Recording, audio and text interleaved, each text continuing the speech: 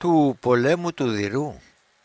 Κατά τον Ιούνιο του 1826, ο Ιμπραήμ εξέπευσε προς υποδούλωση της Μάνης Στρατιάν 7.000 πεζών και υπέων. Ήτι της 22 του μηνός ευρίσκεται προς του στενού του Αρμυρού εις τα όρια της Μεσσηνίας και της Μάνης. Την προέλευση των Αιγυπτίων ανέκοψαν 1.000 περίπου μανιάτε. Ήτινες προφυλασσόμενοι υπό ασθενούς οχυρώματος, της λεγόμενης Βέργας, ή τη λιθόκτης του Μάντρας μήκου δισχυλίων μέτρων περίπου. Κλειούσι στην μεταξύ της υπόρειας του βουνού της Σέλιτσας και της θαλάσσης Δίωδων έφεραν πολλήν φθοράνη των εχθρών. Αποκρουσθέντες επανελειμμένος, εινικάστησαν να αποχωρήσουν οι Αιγύπτιοι και επέστρεψαν την 25η Ιουνίου εις Καλαμάταν της Μεσσηνίας. Εν τω μεταξύ δε όμως και άμα της έναρξης της μάχης της Βέργας, ο Ιμπραήμ αποσπάσας 1.500 άνδρας έμπεμψε διαπλοίον εις τα παράλια της Μάνης για να ενεργήσουν αντιπερισπασμών. Αφημερών ούτι απεβιβάσισαν εις τον όρμον Δηρού. Καταβάλλοντες δε προς τα δεξιά χωριά Πύργων και Χαρίαν, εστράφησαν προς τα αριστερά ή να προσβάλλουσιν την Τσίμοβαν. Τη μετανομασθήσαν υστέρων Αερόπολην. Ο λίγοι μόνο μανιάται, διότι οι λοιποί εμάχονται στον Αρμυρών, ευρισκόμενοι εις τους πύργους των Ανθίστατων κατά των επιδερωμαίων, αλλά γνωσθήσεις της αποβάσεως των Αράβων.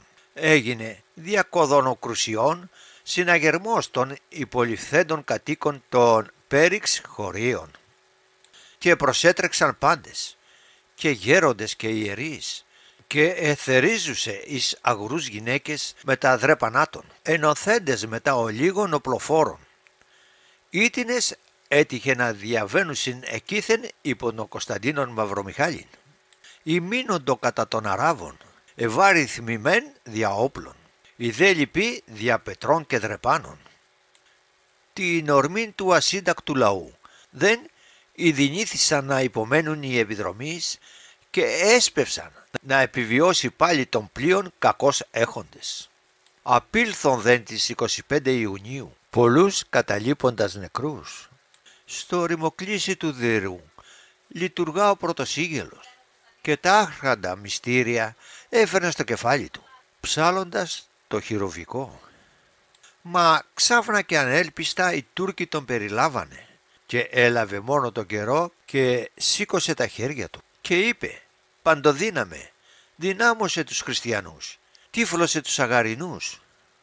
Τη ημέρα τη σημερινή, μα οι άντρες όλοι ελείπασι. Ήταν στις Βέργας του Αρμυρού, όπου τροάδα ο πόλεμος επάαινε 2 μερόνυχτα, μόνα τα γυναικόπαιδα και γέροντας ανώφελοι, γιατί ήταν το θέρος, βρέθησαν με τα δρεπάνια στα λουριά.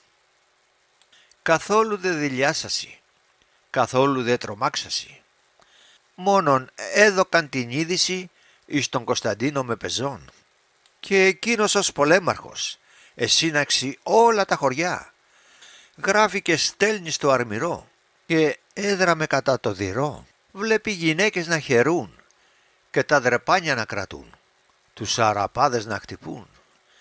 Έβιεσας με τα έβιεσας, γυναίκες, άνδρες γίνετε, σαν ανδριωμένες μάχεστε, σαν Αμαζόνες κρούε, είπε και ευρυχομάνισε σαν το λεοντάρι στα βουνά. Τους Τούρκους κόφτει αψήφιστα. Τότε τα παλικάρια του πετάχθησαν σαν τους αητούς και πιάστηκαν με τους εχθρούς. Χέρια με χέρια ανάκατα. Τους εκαταποντήσασι και τους εβάλασι μπροστά σαν να ήσαν γιδοπρόβατα. Σφάζοντας και σκοτώνοντας φθάσασι εις την ακρογιαλιά που μέλισσα ήτο η Τουρκιά. Τότε ως εκείνη τη στιγμή αγναντίαζαν και πρόφθασαν τα παλικάρια του Αρμυρού, όπου τη νίκη φέρνασι. Το σύτο εκ προστινά ο γιος του γέρου βασιλιά, που είχε στα πόδια του φτερά, που τον ο πρώτος άγορος. Ξεγυμνωμένο το σπαθί εκράτη και τα μάτια του σπίθες και φλόγες βγάζασι. «Έχετε θάρρος», είπε και με μια φωνή σαν βροντί. «Μη τα φοβάστε τα σκυλιά, ας είναι πολλοί και αμέτρητοι. Ήταν πολλοί και στο αρμυρό και εμείς τους ενοικήσαμεν και όλους τους εξοφλήσαμεν. Πρόφτασε τότε ο αρχηγός, πρόφτασε και ο αρχιστράτηγος, όπου να είναι πενταγνώστικος, στις μάχες, τα πολιτικά, και είπε στα παλικάρια του και είπε σε όλο το στράτευμα: «Όσοι έμπιστοι εμπρός, παιδιά, σήμερον γεννηθήκαμε και θα σωθούμε σήμερον». Και άνοιξε μάχη τρομερά και ήτανε ξεσυνέρηση σε όλα τα Σπαρτία το γόνα. Ποιοι να μπάσει μπροστινή? Οι Τούρκοι αντισταθήκασι, τι ήσαν εις την άκρη του γυαλού, μες στο στερνό δηλιάσασι και επέφθαση εις την θάλασσα, σαν τα τυφλά τετράποδα, γιατί ήταν θέλημα Θεού να σ' ακουστεί η παράκληση του Αγίου Πρωτοσύγγελου.